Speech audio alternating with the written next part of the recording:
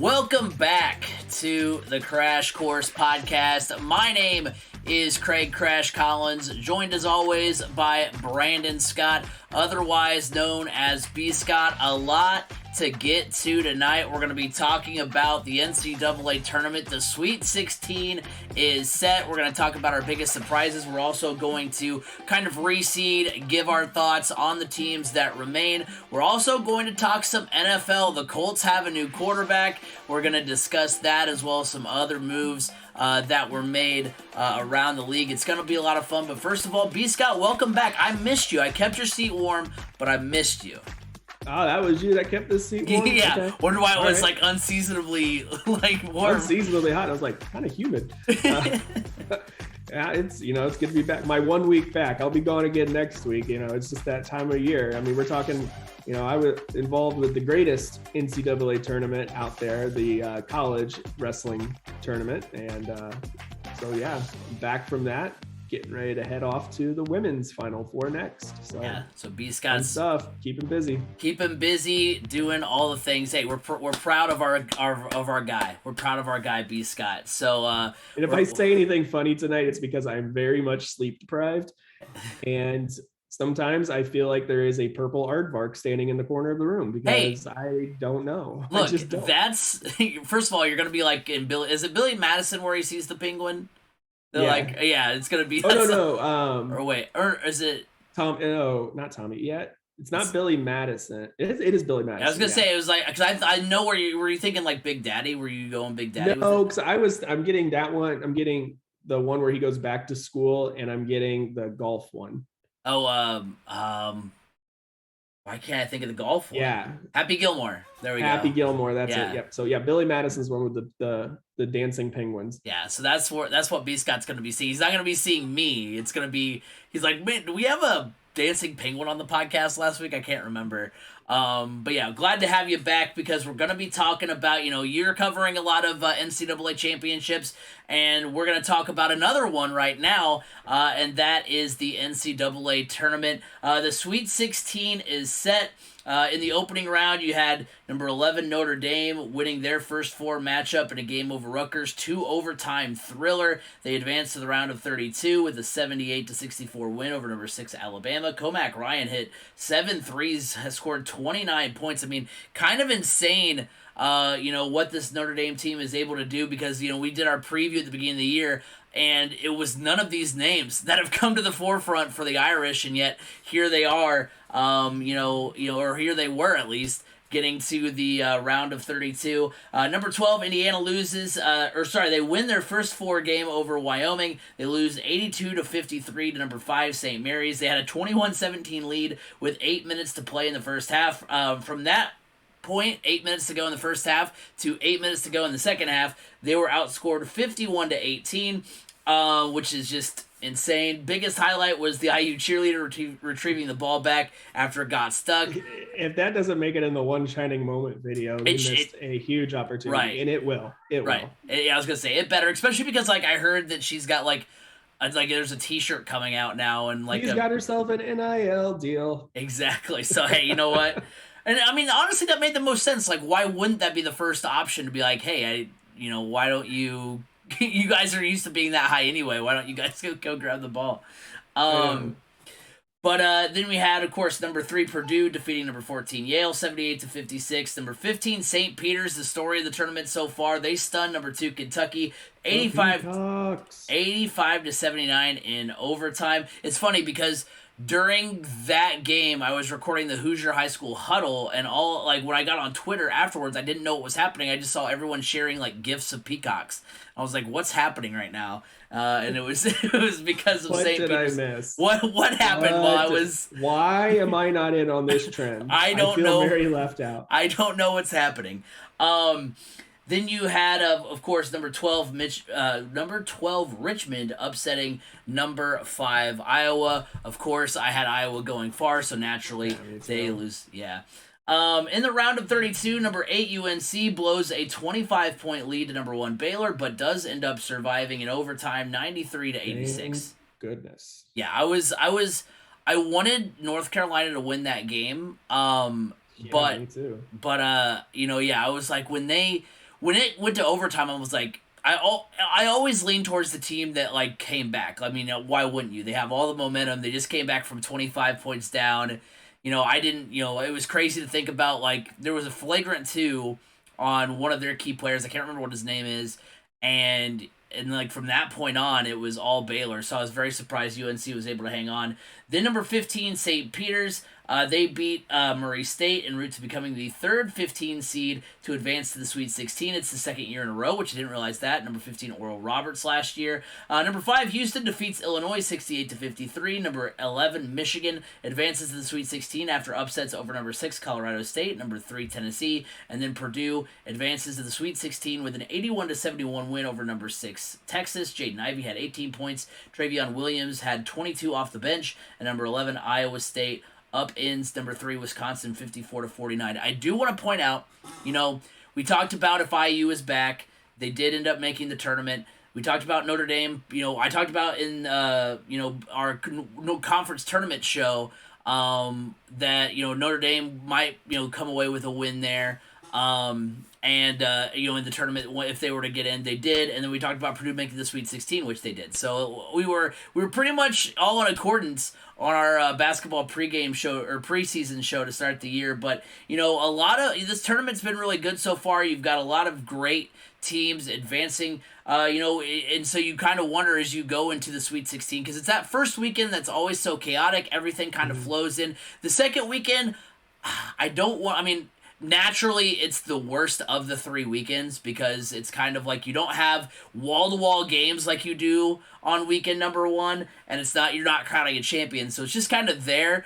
So it's just kind of settles. I think it's one of the toughest weekends, though. Right, it's the toughest, but it's one that I'm not saying I'm not hyped for it, but if I'm ranking the weekends 1 to 3, it's third. Yeah.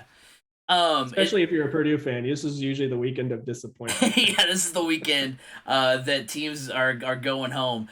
So talking about big surprises, we've got a few of them that that you can choose from. Well, you can choose from any of them, but there's a few kind of obvious ones. You've got St. Peter's, you've got teams like that. But as far as biggest surprises, I think it's that for me, I'll take a little bit maybe the tougher route here. I'm going to say that that either number 11 Iowa State or number 10 Miami is going to be an Elite 8 team. Obviously, they play each other in the second round, so obviously one of those teams has to win. And I wouldn't have picked either of those teams to be a Sweet 16 team going into the tournament. Iowa State started the season 12-0, and I didn't realize that because I thought maybe they had like a non-conference schedule where they just kind of played like UNI or so you just kind of don't knock on UNI. True, UNI is typically a team that you see in this tournament. Yeah, true. I thought maybe they just kind of moseyed on through their non-conference schedule, but no, they had wins over Iowa, Creighton, and Memphis, which are all tournament teams. Once 2022 began and the schedule shifted to the Big 12, however, they went 8-12, finished 7-11 in the Big 12, which the Big 12 kind of stepped up. That's not easy to go through the Big 12, right? Just like the Big 10. The Big 12 is kind of almost, along with maybe even the SEC, has kind of superseded the ACC at least this season as far as being some of the best conferences in college basketball. They did beat LSU to advance to the round of 32, which, they are going through a coaching change. That's not a surprise. LSU fired their coach and then went into the NCAA tournament. Let's talk about, nothing to play for. Right, exactly. But then they were able to beat number 3 Wisconsin and Johnny Davis to advance to the Sweet 16. That was a little bit more surprising. I know we've talked a few times how Wisconsin's numbers are deceiving because they're last, they're not last, but down towards the bottom in all the Big Ten categories as far as statistics go. But what I did notice looking at Wisconsin's schedules too is that it always seems like after a big win, which I know Colgate's not a big win, but after a couple of big wins, they suffer kind of a disappointing loss. So that's kind of what Iowa State falls into for the Badgers. Then you've got number 10. Sorry, I'll tell you real quick with Wisconsin what predicates them, what they need to be able to win is they need officials that swallow their whistles, because they are a very physical, almost dirty physical team, and if they're getting called for fouls a lot, which in the Big Ten the officials are more likely to swallow their whistles than they are in the NCAA tournament. So I think that's honestly that's a big factor for Wisconsin. I'll be honest, I watched one game this weekend because of time.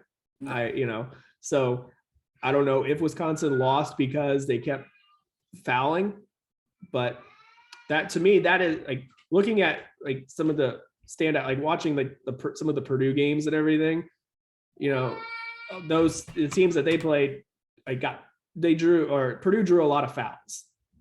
So I don't know if that in turn that hurt Wisconsin because they are a kind of dirty physical team and they got more fouls called on them than they typically do in the Big Ten. Yeah, I mean that's I had the game on. I wasn't like super into I was making the outline for the podcast, but yeah, I mean it was one of those low scoring knockdown drag out type of games. So that's entirely possible that was the case. You also have number 10 Miami in this situation as well. That's who Iowa State's going to play January 8th.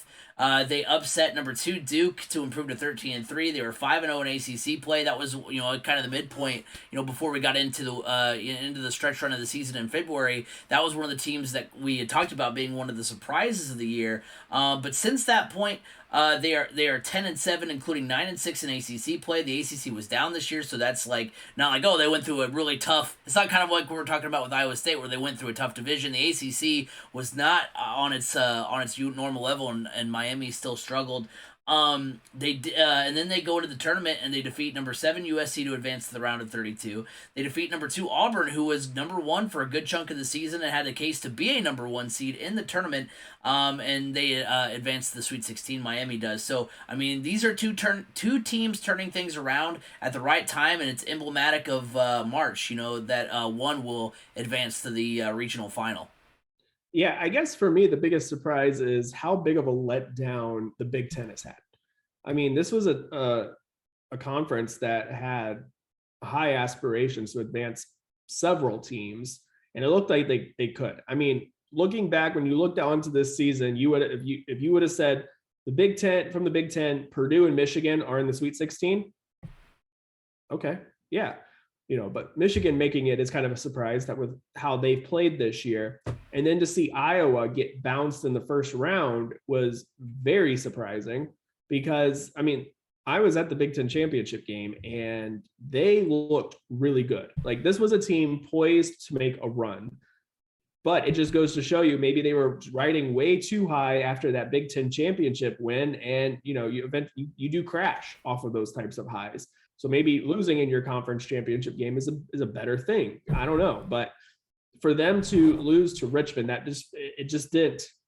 It was like to me that was the biggest surprise because there was a lot of people. If you look at experts brackets, they had Iowa in the Final Four. I didn't have Iowa going to the Final Four, but I had Iowa at least advancing to the Sweet 16. I didn't think they would lose that early, so it was a shock. That was my biggest surprise, just how underperforming the Big Ten has been. Now, I mean, obviously some of the things like Michigan State losing to Duke. Okay. That happens. Wisconsin losing is kind of a surprise as well. Not really at the same time. I did have Wisconsin beating Iowa State. I did have Iowa State advancing to the second round, but I didn't have them going any farther than that. So yeah, I mean, entertaining first weekend. I'll say that. I mean, it had all the storylines you need. And it sets up for a really good Sweet 16, Elite 8. I will say on the Purdue front of things, that bracket could not have opened up any better. True.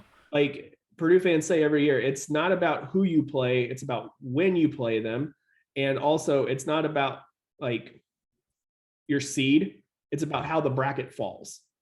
And this honestly is the best chance for Purdue, even better chance than when they were 2 seconds away from making the Final Four a couple of years ago and failed to.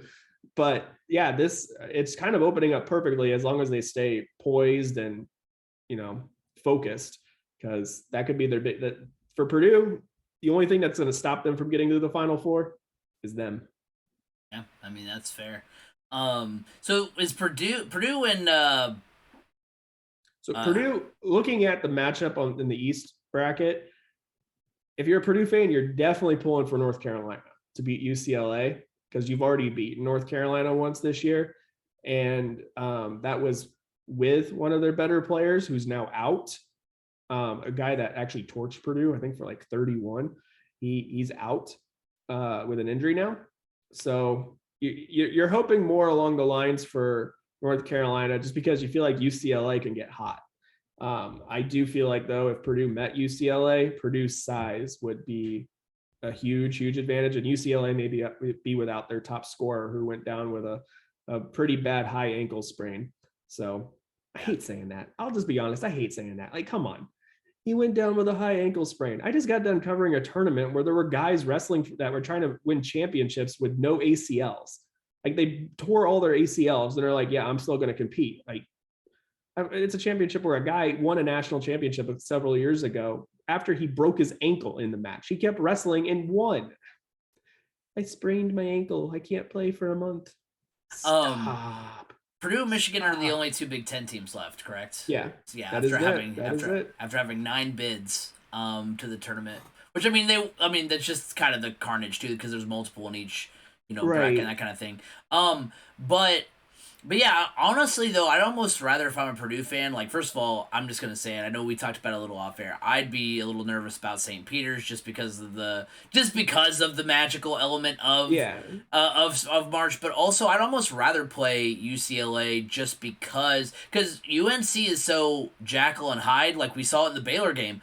When they're on, they're on. When they're off, like the last 10 minutes of that second half, they're off. So you don't know what UNC team you're going to get. I'd be more willing and more apt to want to face a UCLA team that is a little bit down from where they were last season's run. And also, they beat Akron and St. Mary's, which are good teams, but they didn't overwhelm you with their wins in those two games. And actually, a lot of people had picked St. Mary's to beat UCLA, actually.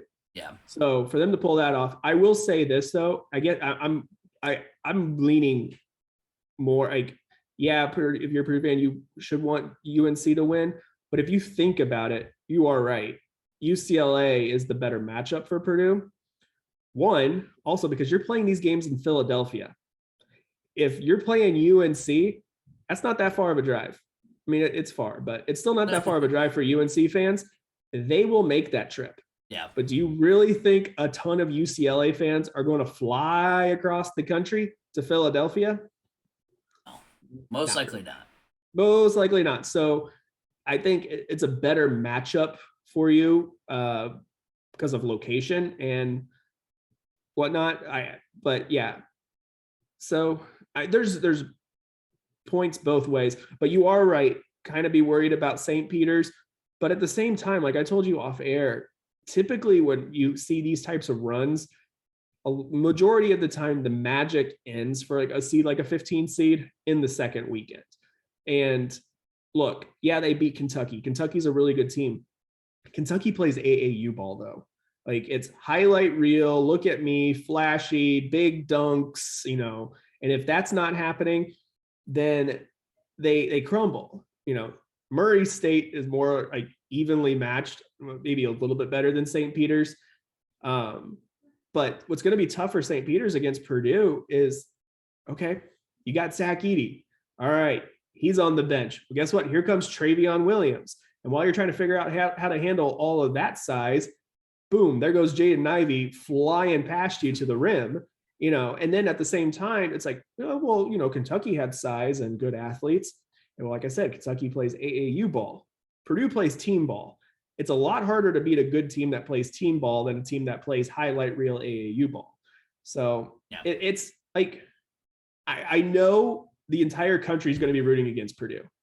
It's going to be Purdue versus everybody else because they all want to see St. Peter's keep moving on. That's just natural. I don't see it happening though. I don't. And honestly, when I saw the way the bracket was unfolding, I honestly thought the biggest stepping stone for Purdue to get to the Final Four was going to be that second round game against either Texas or Virginia Tech. I thought they offered better matchups for it was going to be a place for Purdue to stumble. It was going to be there because those two teams are kind of like Purdue's Achilles heel. But if Purdue continues to play the way they did against Texas, and if that 3-point shot starts falling for Sasha Stefanovic, which it should eventually, I mean, water's got to level off at some point. They're going to be a tough team to out. Quickly here, we're going to seed the Sweet 16. We're just going to go through this here. B. Scott, tell me where we have dissenting arguments here. So reseeding the remaining 16 teams, 1 through 16. Number 1, I've got Gonzaga. They're the number 1 overall team. And they kind of breezed through. I mean, they had a little tougher time with Memphis. Breezed through Memphis. Memphis is a really good 9 seed, though. Yeah.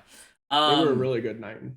Number 2, Arizona. Both the Zags and Wildcats have played better second round competition. I've got number 3, Kansas. Number 4, Duke. That's where I'm dissenting. You have a dissenting there? Yeah, I've got Duke at 3, and then Purdue at 4. Yeah, see, I was not impressed with Kansas in their win over Creighton. And Creighton was without their big man, Ryan Kalkbrenner. So I don't know. Like Creighton was just has been on a run. I was gonna say they hit like they were like the worst 3-point shooting team in the Big East and had like one of their best 3-point shooting games against Kansas. Yeah, who does Kansas play this weekend? Providence. I could see Providence winning that game. Really? See, I've not been high on Providence, as you'll see in the going down the list here. But yeah, I mean, I can see that. I have Kansas up there just because they're Kansas. When I'm looking at my tiers, though, I'm looking at Final Four potential. Yeah. I don't see Kansas making the Final Four. Yeah, that's true. I've got Duke number 4, number 5 Purdue's for me. Their win over number 6 Texas is the most impressive amongst 2 and 3 seeds. The Longhorns were ranked 25th going into the tournament. They do have a head-to-head win over over Villanova, who I have at number 6. Number 7 for me is Texas Tech. Then I've got North Carolina at 8. They won 8 of their last 10 in the regular season. They lost to Pitt and eventual ACC tournament champion Virginia Tech in the ACC tournament. Then they go off and win against number 1 Baylor. They're, like I said before, their 2 halves were very emblematic of what their season has been. Where like I said, when they're on, and when they're off, they're just off. Yeah. Looking at the second half, number 9 Michigan for me. I've got Michigan really impressed me in the first 2 weekends of the tournament, or first 2 games of the tournament. They've been up and down all season. Lost to IU in the Big Ten tournament, but they did upset number 6 Colorado State, which I wasn't too high on Colorado State, but I mean it's still an upset technically. And then but the bigger of the 2 games was against number 3 Tennessee, who I had Tennessee in the national championship game. So really? I had Tennessee going pretty far. I believed in what they were doing. And so therefore if anyone filled out their bracket after the show last week, they knew to not pick Tennessee. So you got the crash kiss of death in there. Then I have Providence at number 10. Like I said, I'm not super high on Providence. Just when the mid-court madness guys talked about it last week, they are one of the luckier teams. When you look at kind of that factor, and they play in a Big East, which is not the Big East of old. I mean, obviously it's completely different almost, but it doesn't. They still have to play Villanova though. Yeah. I've got Houston at number 11. They're 15 points. Yeah, I have Houston higher. I have more faith in Houston. Yeah. Actually, I don't know. That's a tough one. That's a team that I had Illinois winning that game. Yeah, me too. But I mean, not only did they beat Illinois, they beat them by 15. And you also forget that I forgot about this. Houston was in the Final Four last year.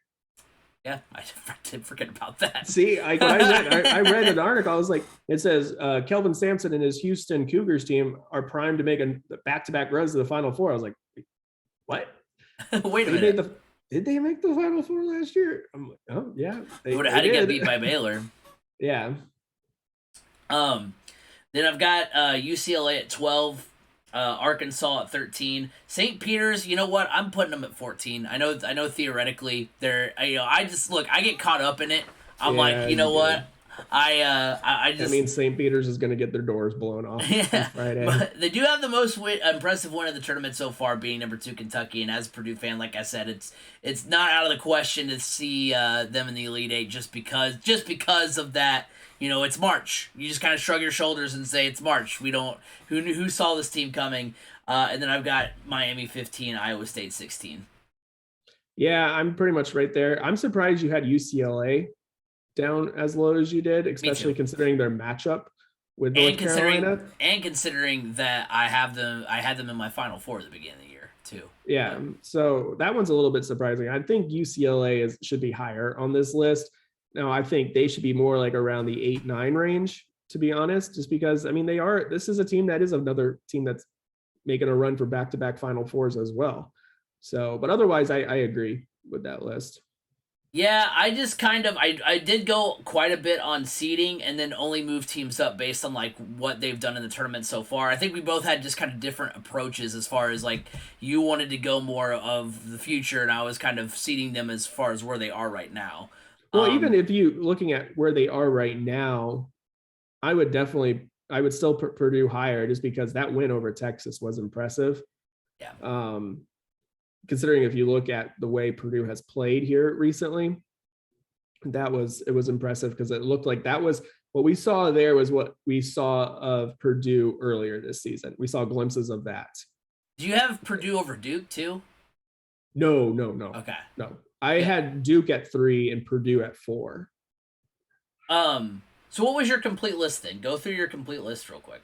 All right, so 1 Gonzaga, 2 Arizona, 3 Duke, 4 Purdue, 5 Kansas, 6 Villanova, 7 Texas Tech, 8 UCLA, 9 Providence, 10 Houston, 11 Michigan, 12 North Carolina, 13 Arkansas, 14 Miami, 15 Iowa State, and 16 St. Peter's. So we pretty much just had UCLA and North Carolina flipped as well.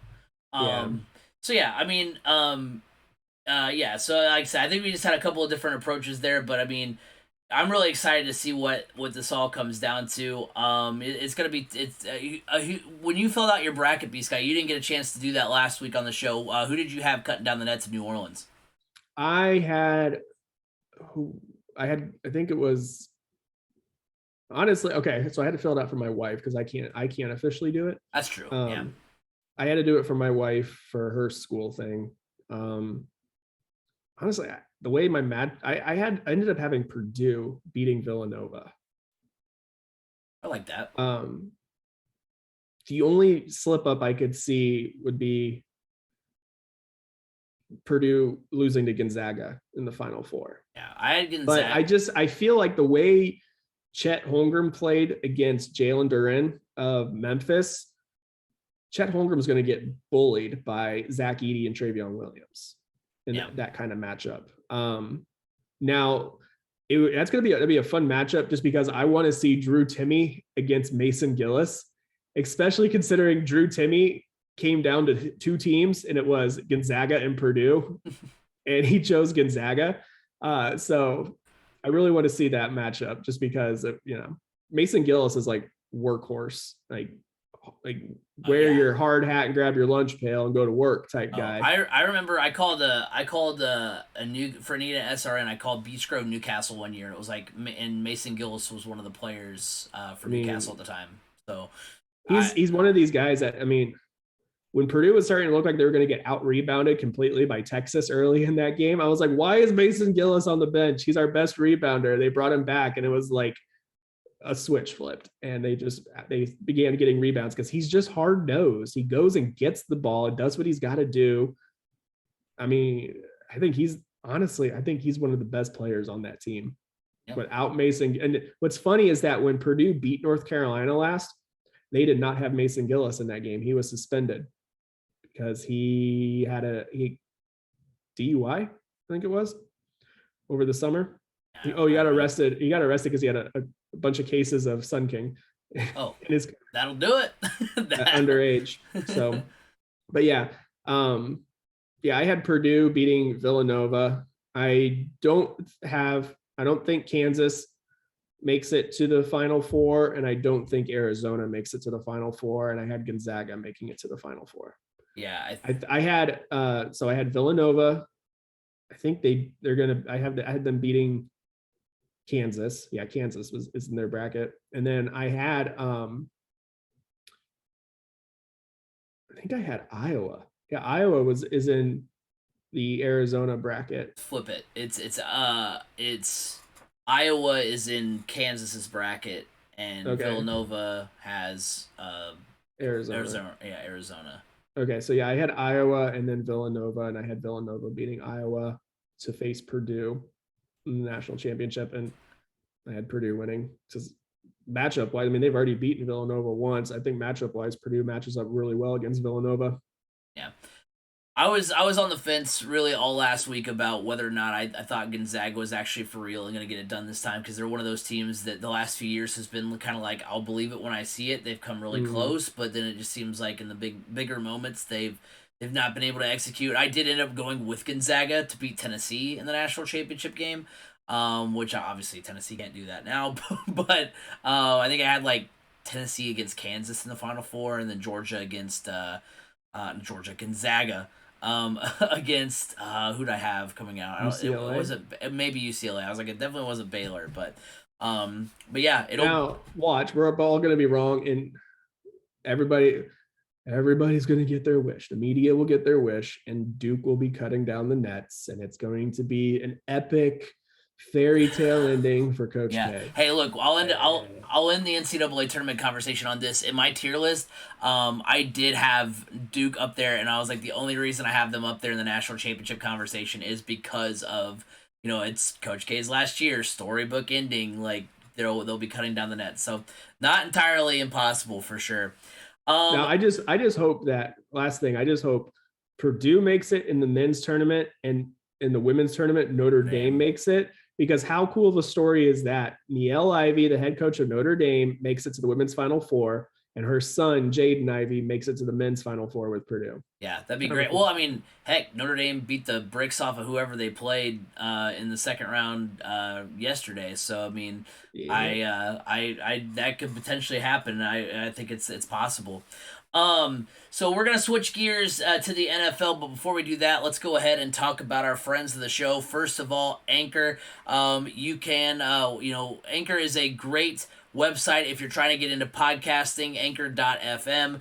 You can record directly to the platform. You can record and upload like we do. It archives all of your broadcasts so that you can have a nice little catalog. It allows you to get sponsored immediately. By so you can monetize, get some of that, extra income to, allow you to, advance your podcast even more. It's a really great tool. B. Scott and I have not had any qualms about switching over. It also then distributes your podcast to Apple Podcasts, Google Podcasts, Spotify. It's great for distribution. It's a very easy website to use, so we definitely recommend that. Also, the Crash Course podcast is brought to you by Eat Lunch and Board Game. They've got a new podcast up about they do a podcast every week. Adam Collins does. He puts a podcast out every week. Has a guest on talking about new games that you can play. Around the office or at home that help build relationship, help build bridges, as he says, which is really nice and really key. So make sure you go check that out. And then remember, you can watch us every week, twitch.tv/CraigCrash. We have a live stream. Come give us your thoughts. You can like us on Facebook, 3C Media. Go follow us at 3C Media Sports. Go to the YouTube and the TikTok. The YouTube and TikTok both have been popping off here lately with videos. So make sure you go over there, subscribe, ring the bell. If you're watching us on YouTube right now, just go ahead. It's right there, right under our beautiful faces. Go hit that subscribe button. And remember, you can listen to us every week on Apple Podcasts, Google Podcasts, Spotify. Wherever podcasts can be heard, you can hear the Crash Course podcast. So moving on to the NFL offseason, which has been insane up to this point. We're going to focus right now on the quarterbacks. Although, as a result of some of the conversation, we are going to spill into some of the other players as well. But just mainly focusing on what a wild quarterback carousel it has been so far. First of all, let's talk about the quarterbacks that are staying. Aaron Rodgers signs a 4-year, $200 million extension. It's for $153 million guaranteed. He's the highest. It made him the highest paid player in NFL history. Also, should note though the Packers traded away Devontae Adams to the Raiders for a 2022 first round pick and a 2022 second rounder. Adams then goes on to sign a 5-year, $141 million contract. Also, by the way, Tom Brady is unretired, so that's cool. That lasted long. Yeah, right. Dude, my favorite is, I don't know if Brett Favre stayed retired longer the first 6 times than Tom Brady. I don't know if I sent this TikTok to you, but if I didn't, I'll try to find it and send it to you. It's basically like it's Tom Brady retiring, and then it cuts to him like his kids like just asking him nonstop questions like, "Dad, get me this. Dad, get me that." And then it cuts back to Tom Brady like, "I'm coming out of retirement. My place is on the field. I can't take my kids anymore." So it's pretty funny. But reason not to retire. Right. He's like, you know what? I've decided I'm going back. I can't deal with this. Quarterbacks on the move. We had quite a few of those. You have the Broncos. They acquire Russell Wilson. Denver trades Drew Lock, Noah Fant, tight end Shelby Harris, and first and second round picks in 22 and 2023, and a 5th round pick in this year's draft to Seattle for Russell Wilson. Seattle also trades Denver their 2022 4th round pick. Deshaun Watson, he gets traded to the Browns. The Texans acquire first rounders in 2022, 23, and 24, as well as a 2023 3rd rounder and a 2024 4th rounder. The Browns also get a 2024 5th round pick. Cleveland then signs Watson to a 5-year, $230 million fully guaranteed contract. And it should also be noted that the Browns acquired Amari Cooper. The Colts, they trade away Carson Wentz to the Commanders. The Colts swap 2nd round picks with Washington. The reason why that's important is because Washington had the 42nd overall pick, which that one goes to the Colts. The Colts don't have a 1st rounder, so it gives them a little bit of a higher pick. So while, you're not picking in the top 32, you're at least picking in the top 45, 50. That's at least something.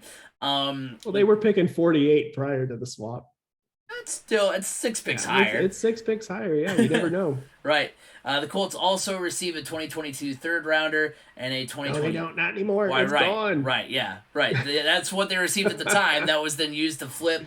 They essentially traded. Yeah, they traded Carson Wentz to the Commanders for Matt Ryan and a 2nd round this year and a 3rd round next year that could become a 2nd rounder. Yeah, think about it. They turned Carson Wentz into Matt Ryan and picks. Right.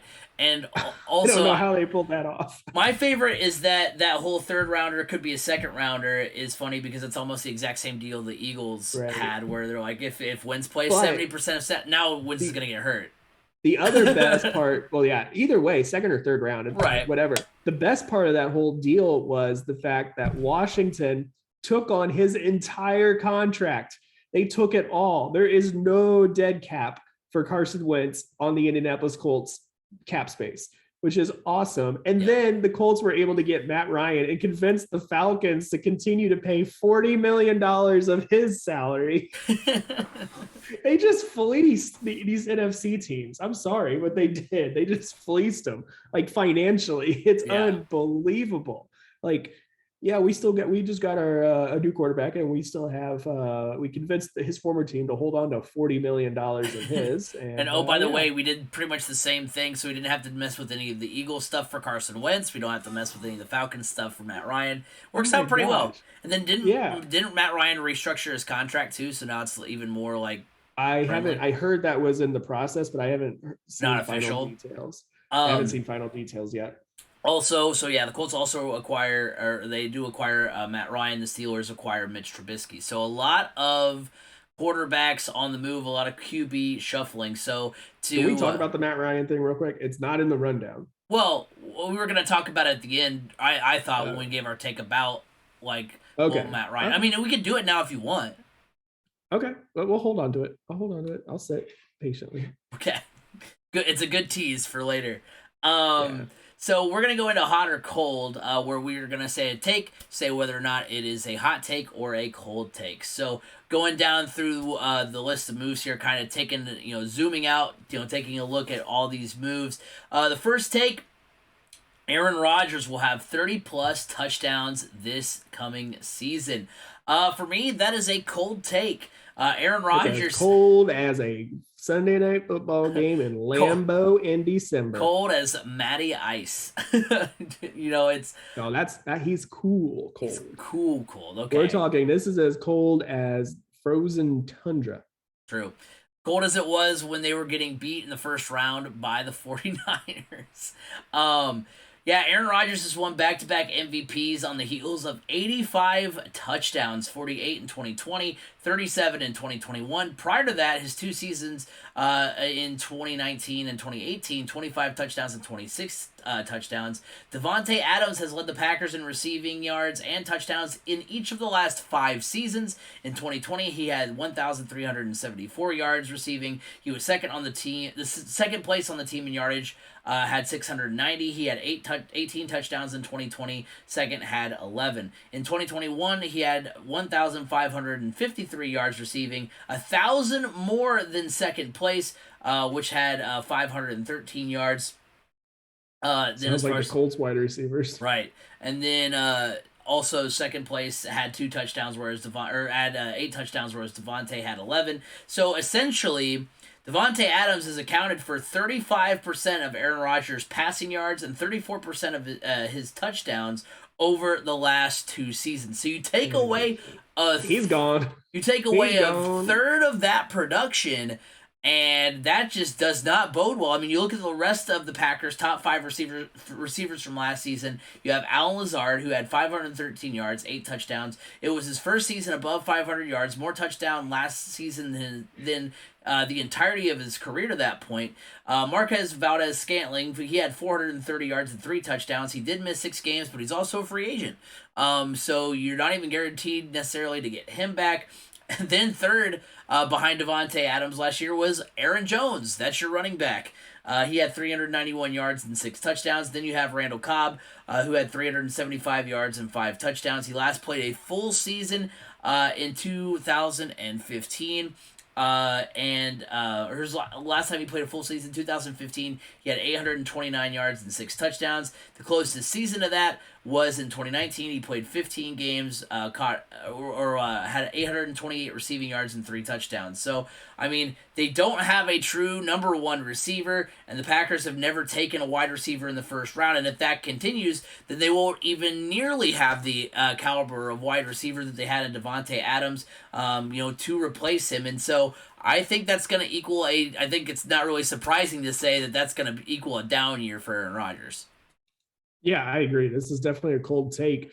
Honestly, what his signing tells me is that he's more concerned about making money at this point in his career, as much money as he can, rather than winning another Super Bowl. Because they would not have had to move on from Davante Adams if he did not become the highest paid player in the history of the NFL. On a team that already had cap issues. Yeah, on a team that already had cap issues. Like, I'm so glad the Colts didn't try to get in on signing Aaron Rodgers, because this is a death sentence for the Packers. The Packers are essentially saying, we want you bad enough that we're willing to not have a team to put around you. If you're okay with that, then that's fine. And to me, it sounds like he's okay with that. And because of that, honestly, I've lost a huge amount of respect for Aaron Rodgers, to be honest. It's like, you've played a long time. You made a lot of money. At this point, don't you want to win another ring? Like, you would think you would want to win another Super Bowl, and you've seen what the issues are. You know what the team's issues are, and the best way to get there is to be able to bring in better players. Well, guess what? You can't afford better players now. Now you're going to be running out there with 7th round draft picks because you can't afford anything else, because all your money's wrapped up in the quarterback position. So have fun with that, Aaron Rodgers. I'm glad you got paid that much, but yeah, it's a cold take. He's got nobody to throw to. He's not going to have they're going to have to restructure that offensive line, most likely. He's not going to have an O-line. They're going to have no talent around him. Yeah. Cold. They did re-sign Robert Tonyan. There, I mean, I'll tell you what, this is one less player that Jonathan Taylor has to contend with for an MVP now. True. True. Well, I mean, now Tom Brady's back, and he was probably going to be second in line last year. I mean, it's Yeah, a quarterback award, so I mean, it's not like that's it was. true. You needed Herculean efforts What from we Cooper need Cup and is a Jonathan few Taylor. trick plays. We need a few trick plays where Jonathan Taylor throws touchdown passes to Matt Ryan, because let's be honest, we don't have any other receivers. So Right. Exactly. we lost Zach Pascal today. Did you see that? I didn't see that, but I'm not Zach surprised. Of Pascal to the Eagles. course, it's So the our Eagles. wide receivers are now Michael Pittman Jr., Paris Campbell, who can't stay healthy, Right. and Ashton Doolin. Yeah. I mean, you know, No, now that we have a quarterback, there's plenty of wide receivers out there that are going to come. yeah. I think so too. That's what I'm hoping at Julio. least. Yeah. So the next take, the AFC West is now the toughest division in football, and I'm actually gonna go ahead and play contrarian here. I'm going to say that's a cold take. I don't know. I guess I say contrarian, not knowing what you're gonna say, but I'm going contrarian from what this take says. Russell Wilson to the Broncos does shift the pendulum away from the NFC West, which is who we have said the last few years has been the best division in football. But I'm actually going to say it's the AFC North, and here's why. You've got the Bengals coming off a Super Bowl appearance, so that's one.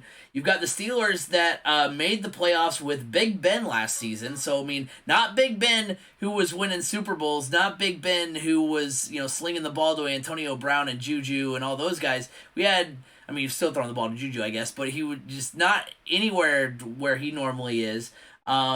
And the Steelers bring in Mitch Trubisky, who, I mean, in 2018, he was in the top 3 in QBR behind Mahomes and Breeze. He's shown flashes he can be a solid player. He's in a much better organization, being with the Steelers than the Bears.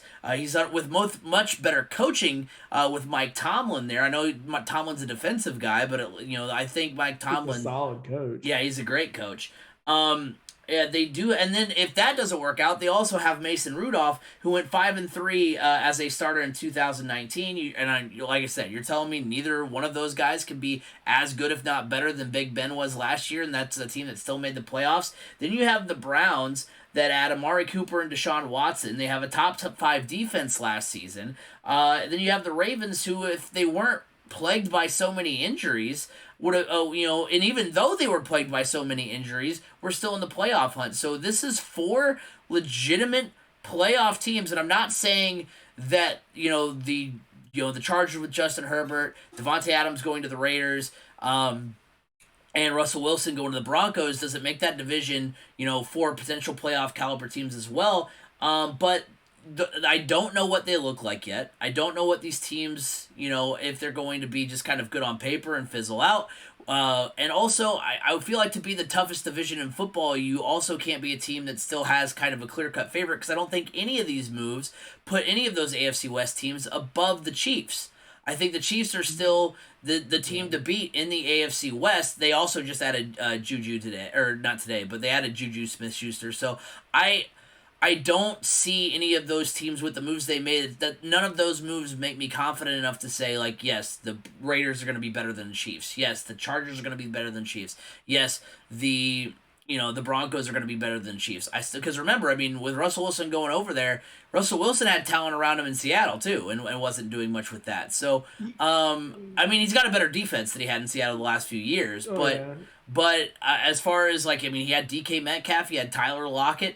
He had Chris Carson, who, I mean, is, a solid running back. So it's not like the cupboard was bare in Seattle and he was just kind of the last man standing. Like, they had talent. So I don't think it's automatic to say, well, Russell to the Broncos, makes them, a runaway favorite for the AFC West. People say that just because the Broncos, now the Broncos are favored to win the Super Bowl because they saw what Peyton Manning did when he got traded. True. Or when he got cut and signed there. Oh, it's Peyton Manning all over again. No, not really. That Broncos team was good, and they were literally a quarterback away from being a Super Bowl. That was literally winner. The final piece. Yeah, that's all they needed. I mean, that defense was stellar. I think this is a hot take, to be honest. because you basically argued against your own argument. You basically contradicted it, essentially. Like, when you look at the AFC North, who's better than the Bengals, really? Browns can be. I don't think Really? I I mean, don't think the Bengals are not the runaway favorite like the Chiefs are, in my opinion. see, but I think when I look at the AFC West, yeah, I don't have a ton of faith in the Broncos. I don't think the Broncos are going to go all of a sudden be knocking on the door of the Super Bowl, but the Chargers have made the right moves to put themselves right up there in the conversation with Kansas City, to be honest. What we saw this past year is Kansas City is beatable. People have figured out now how to handle Patrick Mahomes.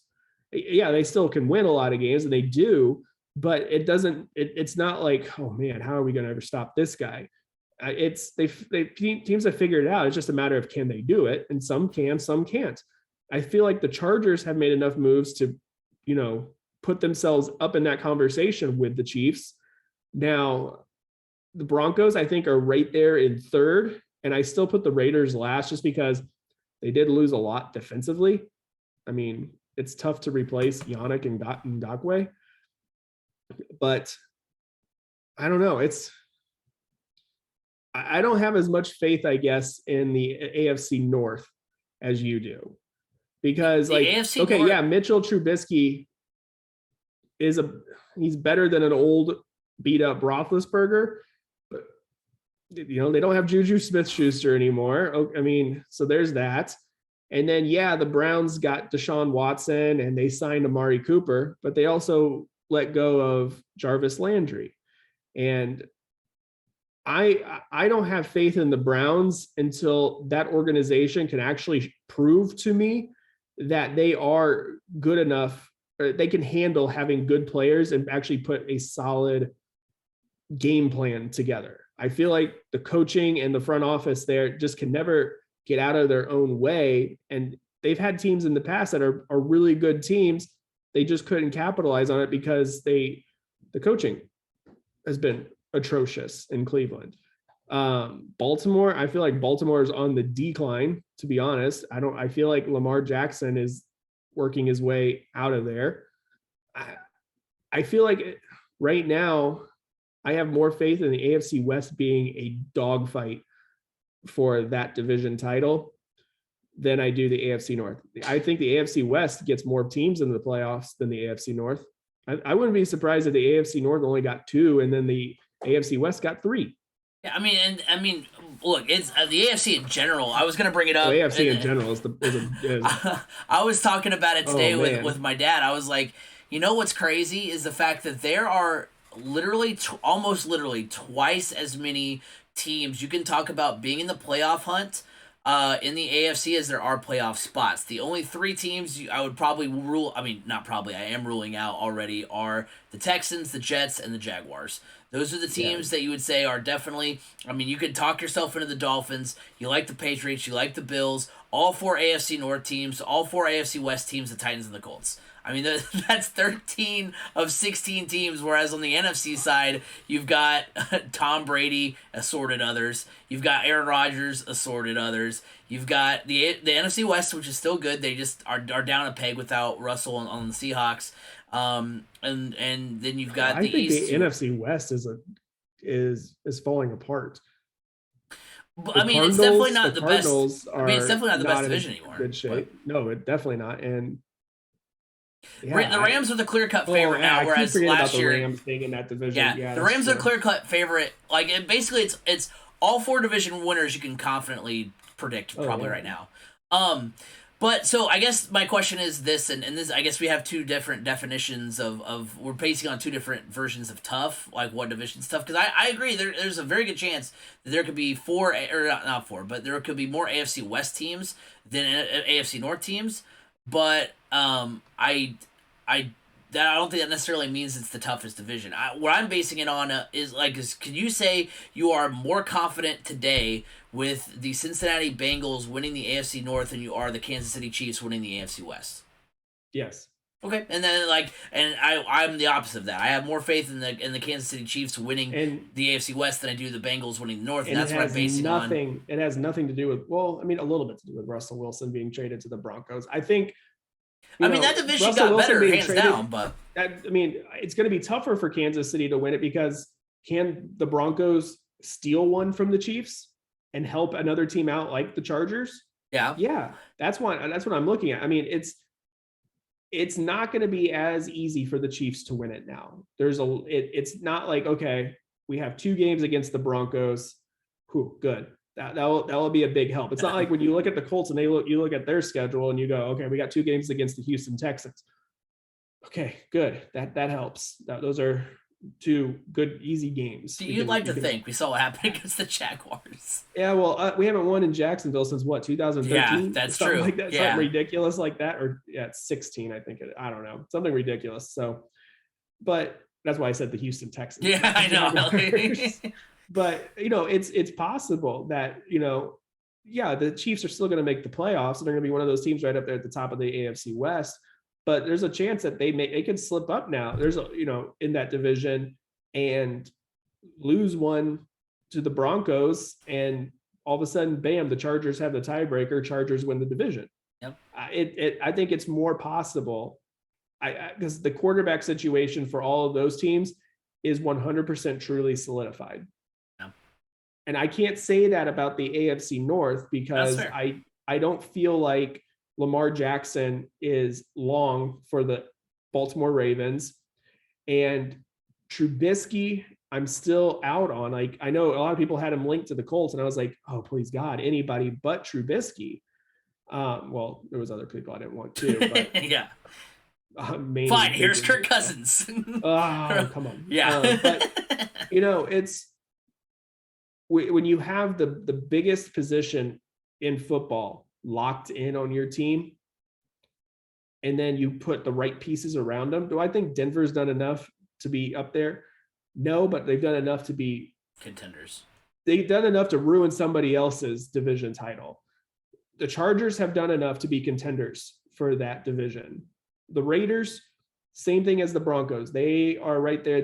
I don't think they stand a chance to win the division, but they can ruin somebody else's chances as well. And I can't say the same thing about the teams in the AFC North.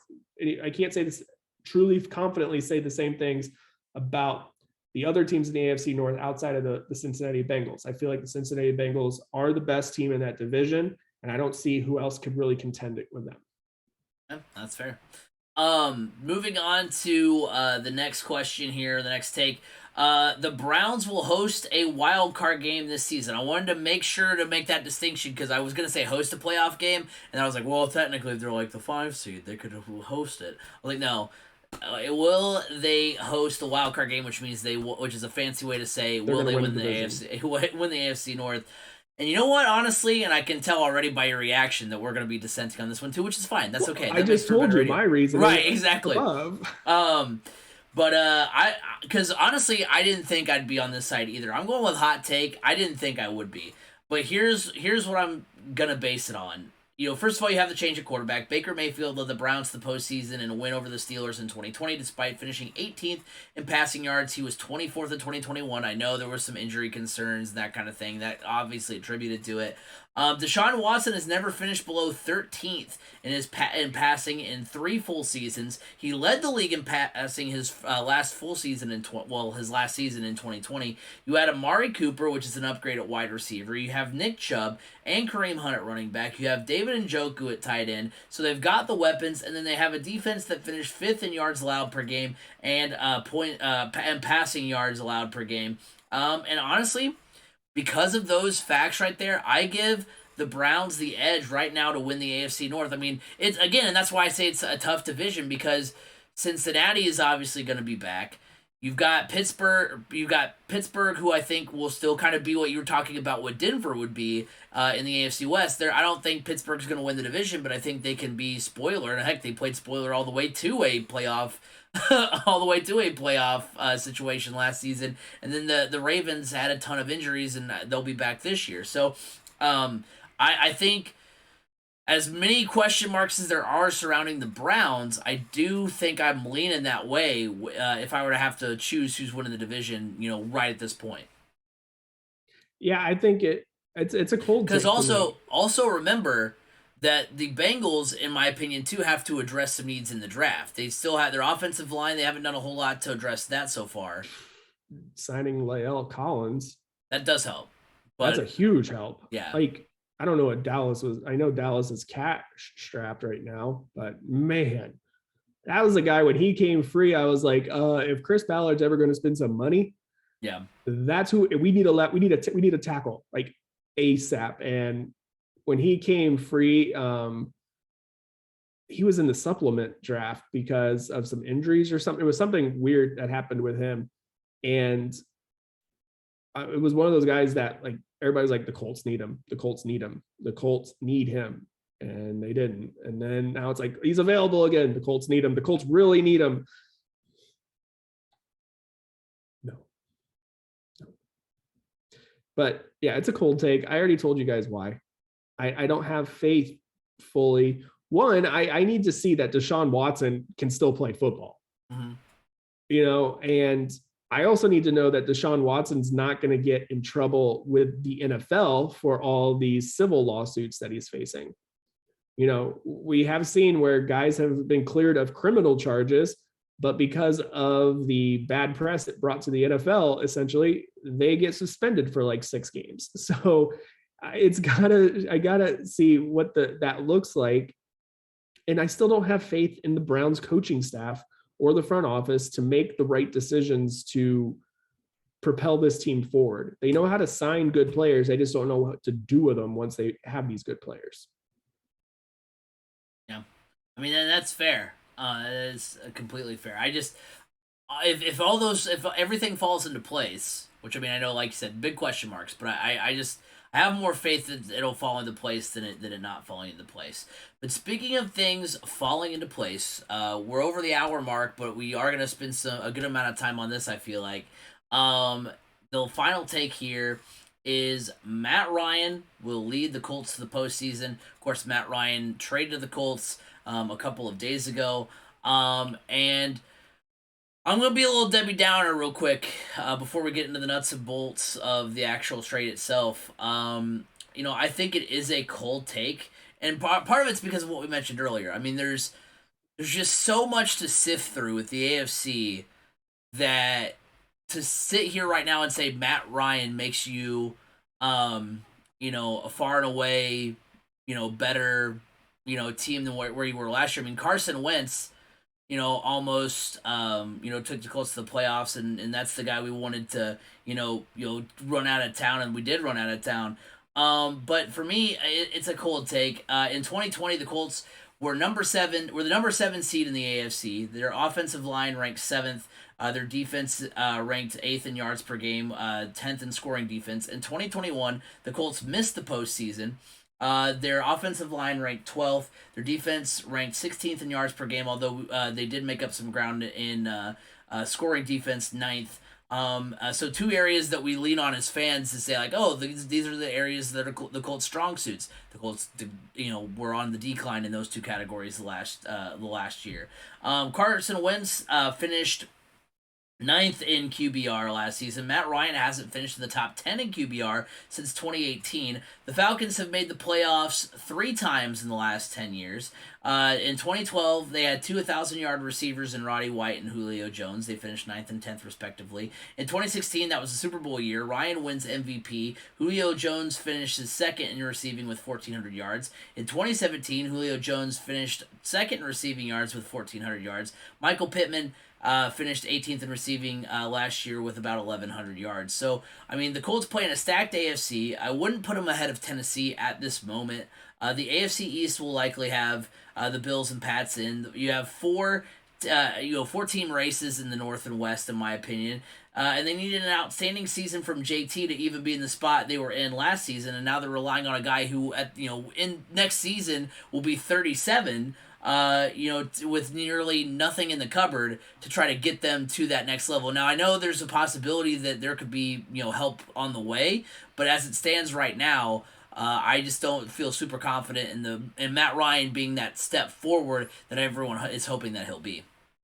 So I think I think it's too soon to tell if this is a full hot take, but I'm going to say it's a warm take because, yeah, the numbers aren't as good as Carson Wentz's numbers.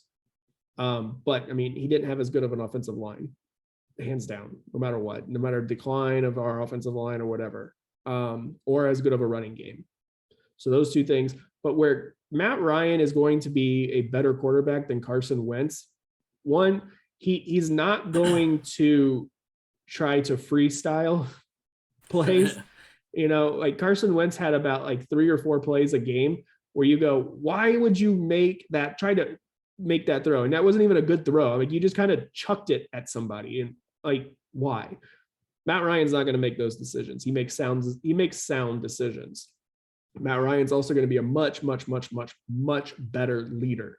Matt Ryan is more built in the Peyton Manning mold than Carson Wentz. Peyton Manning, Andrew Luck type mold. He's a locker room guy. He's a leader, which is what this team needed. If you're reading into it, you're noticing Carson Wentz was not that guy. So that's a big thing.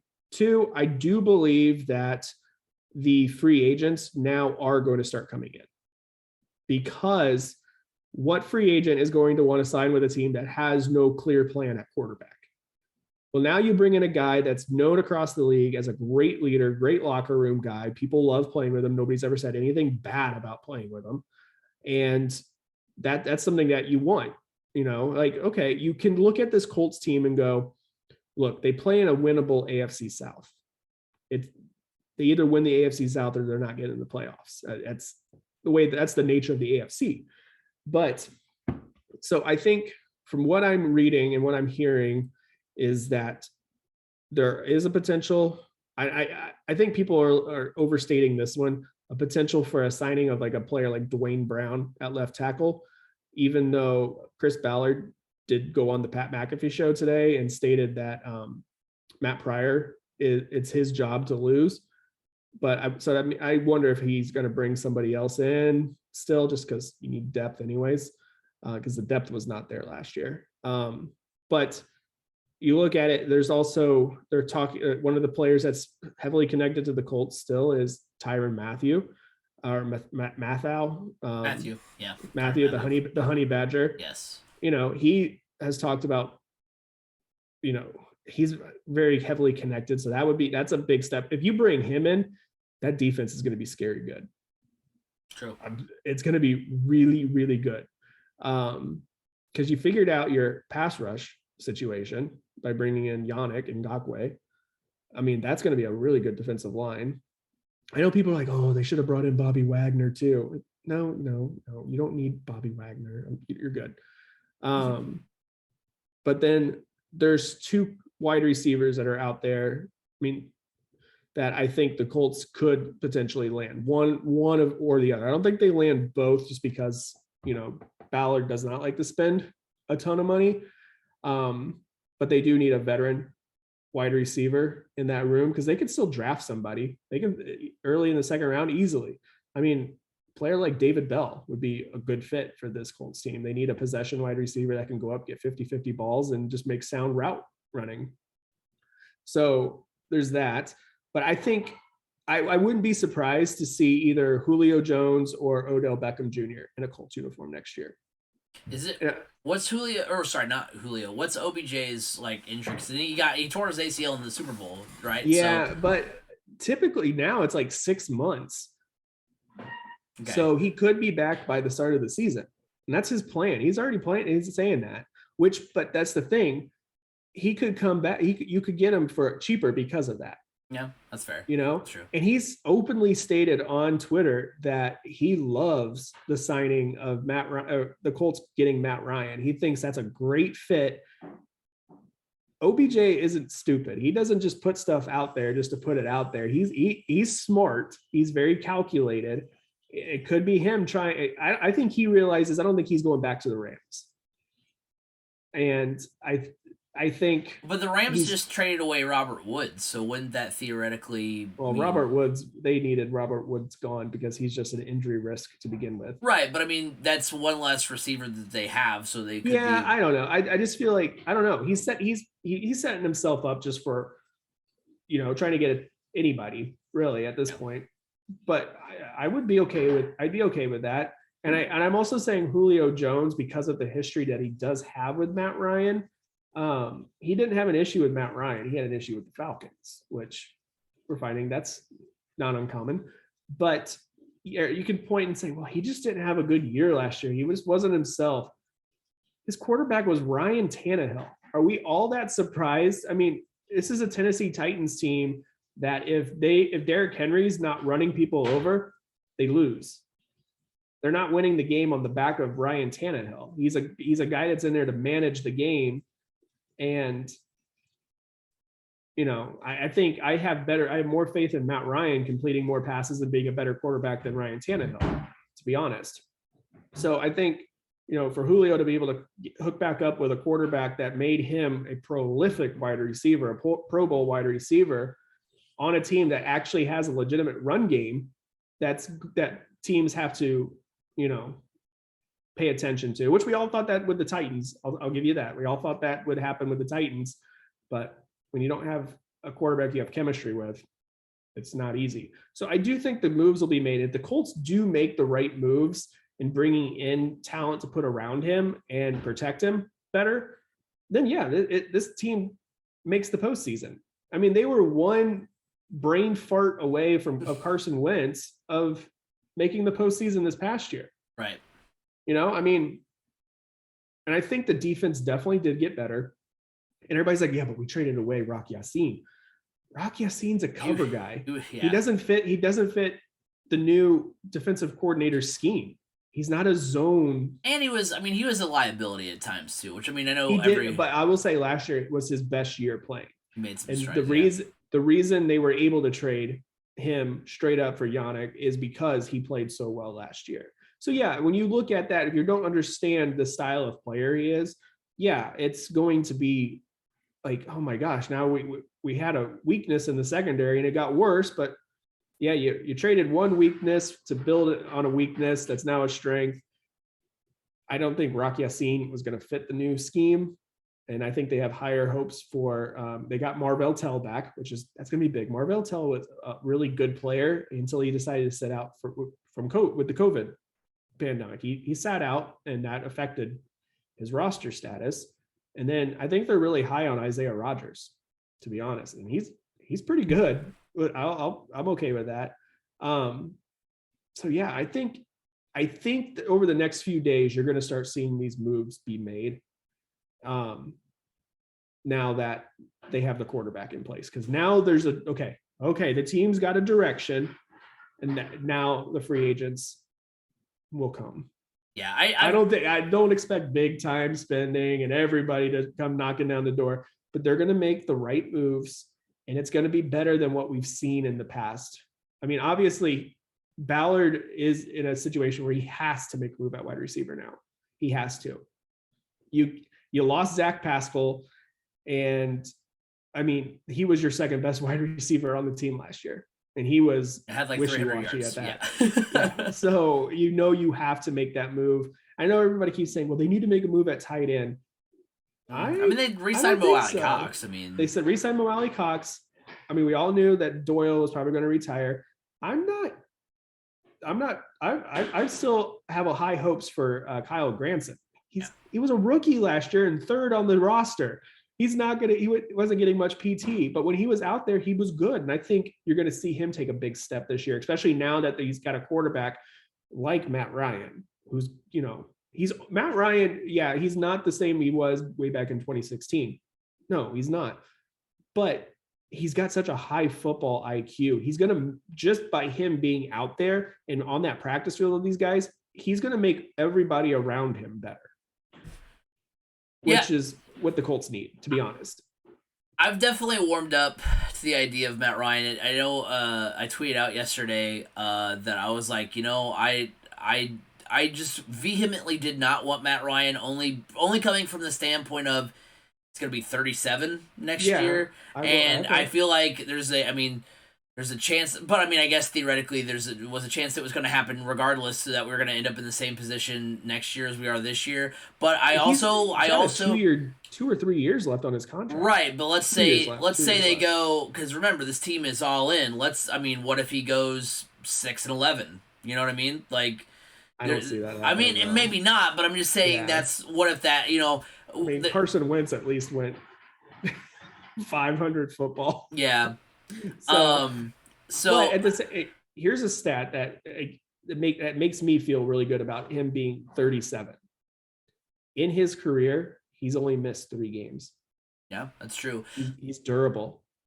I also like it from the standpoint, and it almost kind of feels like a do-over from the Philip Rivers situation, where now you have a couple years of a veteran guy who can help Eason, who can help Ellinger. That seems kind of the direction the Colts Eason's are. gone. Eason's with the Seahawks. Eason with cut him Seahawks last year. Oh, Yeah, well, we cut him last year, and he Ellinger. signed with the Seahawks. Yeah. Ellinger, they get, help kind of groom him on a little bit, and help him, because I think it's, like I said, I think it's kind of a do-over from Philip Rivers, where you're like, okay, now we're going to invest in our guy of the future and have somebody, a veteran presence, develop him, rather than going out and getting someone this year from a trade or whatever, from the free agent market, who we want to be our future guy. So, Yeah. so I mean, I'll tell you, I wasn't as nervous as some people were that were saying, "Oh my gosh, we're actually going to go into the season with Sam Ellinger as our starting quarterback." I was like, could be worse. I was honestly, I was okay with that, because I want to see what Ellinger has. I think Ellinger, honestly, this is great for Ellinger. Like you said, he's going to be able to learn now from a good veteran presence in Matt Ryan. I think Ellinger has honestly what it takes to be the future starter for this team. I don't think that they need to go out and try to find another quarterback. I mean, they don't. I think Sam Ellinger has what I would want in a quarterback. He knows how to win games. Does he have the tangibles of size? No, but neither did Drew Brees or Russell Wilson. right. So you got to realize that size, to an extent, isn't too big of a factor. And the thing is, with Ellinger, he is mobile, but he's not like a Kyler Murray or Lamar Jackson mobile who's going to get himself hurt. He's more of a pocket guy that can run when he needs to run. And he's solid. He's built solid too. I really like Sam Ellinger being the backup and potentially the starter someday. Yeah, I was okay. I was okay with Ellinger being the starter, just from the standpoint of, like, at minimum, you have a 3-14 season. You're picking at the top of next year's draft and potentially getting. Oh, I don't think he would lead them to 3-14. I'm just saying that. I know. I said at worst that would be the case. So at best, you find the quarterback of the future. Yeah. So you were saying you weren't too high on Matt Ryan and you're warming up to it. Who would you have, based on the QB market, who would you have gone after and taken? I wanted Baker, to be honest. I wanted Baker from the standpoint of, I think, but zooming out from it, I kind of see why. That's why I'm saying I'm warming up to Matt Ryan, because zooming out from the situation, because I'll be honest, the only thing I saw with Matt Ryan through this whole entire process is 37. We're trying to get a future guy and get out of quarterback purgatory. Why are we trying to go get a guy who's 37 years old? And so, I mean, Baker's younger. Maybe he needs a fresh start, or he needs a change of scenery. They talked about on the Herd about how he more fits that, how he fits that more underdog role, which, I mean, being kind of jettisoned away from Cleveland kind of gives him that extra edge that he always plays with anyway. He was hurt last year, so, I mean, it's eerily similar to kind of how things were with Carson Wentz, which that's why I'm starting to warm up to Matt Ryan, because theoretically you don't want to have to go through that again if you're the Colts. So right. That's where like I said, I'm warming up to the idea, because I'm like, well, this is basically a Philip Rivers to Carson Wentz do-over where, we were okay being like, all right, Rivers, one season, goodbye. Whereas, maybe if Rivers had stayed another season or two, maybe we would have Eason or now Ellinger being, the starting guy and be moving on and have our quarterback of the future, where now it's like, okay, now we buy ourselves some more time with Ryan to then have a good quarterback, be still in contention, a guy who protects the ball, like you said, a guy who will then help groom the kind of veteran presence you want to help groom a future guy, rather than going out, selling whatever you need to sell to get Baker Mayfield, thinking he's going to be the future and having another Carson Wentz type situation. So that's how I was approaching that. I was approaching it. All I was seeing was the big 3-7, but now, zooming out from that, I'm like, okay, I can see a lot of the other good qualities of getting a guy like Matt Ryan. Right. Especially when you look at the Browns were asking a first rounder for Baker. Mm-hmm. It's like, really? We don't have one, sorry. One, we don't have one until next year. And two, you are hearing stories, you're hearing things that he was not a good leader within the locker room. And if you just jettisoned out Carson Wentz, who statistically had a good season. He had a bounce back season, statistically speaking. But if you are needing more of a leader in your locker room, Baker Mayfield is not that guy. Matt Ryan is. And honestly, when you look at the Colts in their past, and when they have been successful, the guys they have had at quarterback have been strong, leader, stout figures within that locker room, within that lineup. Peyton Manning commanded the respect of the locker room, led that team very well. Andrew Luck, same thing. And Phillip Rivers even.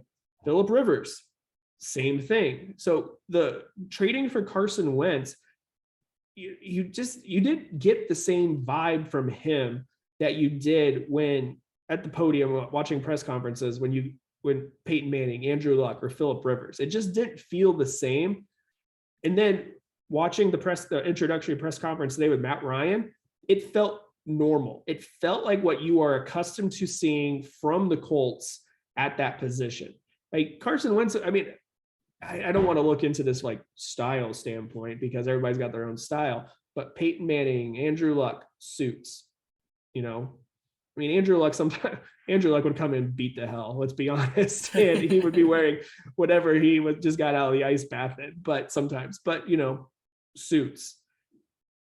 Carson Wentz, like cool jacket, not like a suit jacket, cool jacket with a nice t-shirt or something underneath and, skinny jeans, that type of stuff. He looked like a youth pastor. I'm just being honest. He did. And then you got Matt Ryan that stepped up today, the suit again. It is age difference. Matt Ryan's 36. Carson Wentz is 26. There's a difference there, especially when it comes to fashion and style and everything. But it just felt when he was up there and speaking and the way he handled himself and the questions and everything, it's like that right there is what the Colts have, as a franchise, have become we're accustomed to at quarterback. Carson Wentz felt like a step away from that norm of what is typical when you think of a Colts quarterback here recently. So I feel like Matt Ryan's going to bring stability. Matt Ryan's going to bring comfort for this organization and give it that guy that will bring the locker room together and lead it. That's what was missing last year, was a vocal leader on offense. You can get Quentin Nelson to do it just by the fear of God into everybody, but you need that just strong leader presence. Even watching Hard Knocks, you didn't see, Carson Wentz was like, when post-game, huddles and everything, he was kind of just lingering around in there sometimes, unless he had a good game. And then he was right there front and center. But even after losses, he wasn't front and center. You need that guy that's going to step up like that consistently, no matter what the outcome of the game is. So I think that's what you get with Matt Ryan. And I'm actually really excited. And the fact that we got a guy that's not requesting a trade, he's not being he wasn't forced out of Atlanta. Atlanta honestly traded him because they want something better for him, because they know they are going into a complete and total rebuild. They also know that the quarterback class next year is very strong. So it doesn't matter. And then they signed Marcus Mariota. So they know that, look, we're going to be most likely picking within the top 5. We got a quarterback here that is a good quarterback that needs a chance to win again. And we're not going to give that to him. So yes, let's move him on. So we set ourselves up even better for the draft next year. Very similar to what the Lions did with Stafford last offseason. Yeah, but also the Lions asked for a king's ransom. Well, right, but I'm saying as far as like we told the Falcons, we will give you the Washington Commanders 3rd round pick. They're like, okay. Do you want the second hand draft pick? Here you go. Yeah. Hand me down draft picks. So, I like the move. I love the move. You know, I was afraid that when Irsay said all the chips in, I was like, I don't want to give up the future. I don't want to give up the future drafts and everything to go land a guy like Russell Wilson. Yeah, Russell Wilson would be great, but he's right up there in age too. Yeah. I mean, he's 34, 35. He's about my age. So that's young, right? Your age is young, right? No, we're old as dirt. My daughter asked me this evening. She comes up to me, touches my forehead. She goes, "Daddy, what are those?" Those are called wrinkles. So, yeah, I'm excited about this because I think because if they would have brought in Baker Mayfield, I don't think you would have some wide receiver free agents wanting to come here. Matt Ryan, that's a different story. Real quick before we wrap up, I do realize that we skipped a take. I realized when I was talking about Carson Wentz that I was like, oh yeah, we had a take about Washington. We won't get into the full weeds here, but the take was Washington will win 9 or more games with Wentz this season. I said hot just because, they won 7 games with Tyler Heineke last season and playing the NFC. So I'm going to say hot. I'm going to say hot too because he has a better wide receiving core. Not really though. I mean, he's got Terry McLaurin. Okay. And it's basically the discount Colts. The defense isn't as good. Yeah. The running back isn't as good. You have Antonio Gibson, which is good, but not as good as Jonathan Taylor. And you've got a receiving stats that were similar, where you had T.J. McLaurin have 1,000 yards, and the next closest had 300. Kind of like with. But now he's gonna play in the division that nobody ever wants to win. Right. So he's gonna play kind of with a fire under him too, because he's playing in the division he used to be in as well. Yeah. So. And now he actually gets to come back to Indy. Yes, he comes back to Indy and Philly, so that'll be the Carson Wentz revenge tour. Yeah. Well, that will do it for this week's edition of the Crash Course podcast. Thank you guys all, whether you were, in the Twitch chat, Soundberry, or in here on Twitch. You have, the YouTube channel as well. If you were watching on YouTube, make sure you hit that subscribe button, or over on the, Apple Podcasts, Google Podcasts, Spotify. We love having you guys here. We are either going to do a little something next week. We're not quite sure what that's going to entail, because B. Scott will be off, and so it'll maybe be a little something, maybe not be, but we definitely will be back in a couple of weeks to get into the weeds, because it's almost baseball season. A lot of craziness about to unfold in April and May, like it always does, so make sure you're locked into that. Remember that you can like us on Facebook, 3C Media. You can follow us on Twitter at 3C Media Sports. Like I said, go subscribe to the YouTube, go check out the TikTok, and remember you can listen to us every week on Apple Podcasts, Google Podcasts, Spotify, wherever podcasts can be heard. You can hear the Crash Course podcast. You can find me at Crash Course FM on Twitter. B. Scott, where can they find you? You can find me on Twitter at Brandon_Scott87. We've got the last, at least for this year, Hoosier High School Huddle coming up on Friday, so make sure you're locked into that. It's going to be a lot of fun. State finals this weekend. A lot of great sports coming up, so make sure you're locked in everywhere, and we will see you guys all in episode 186. Have a good one, everybody.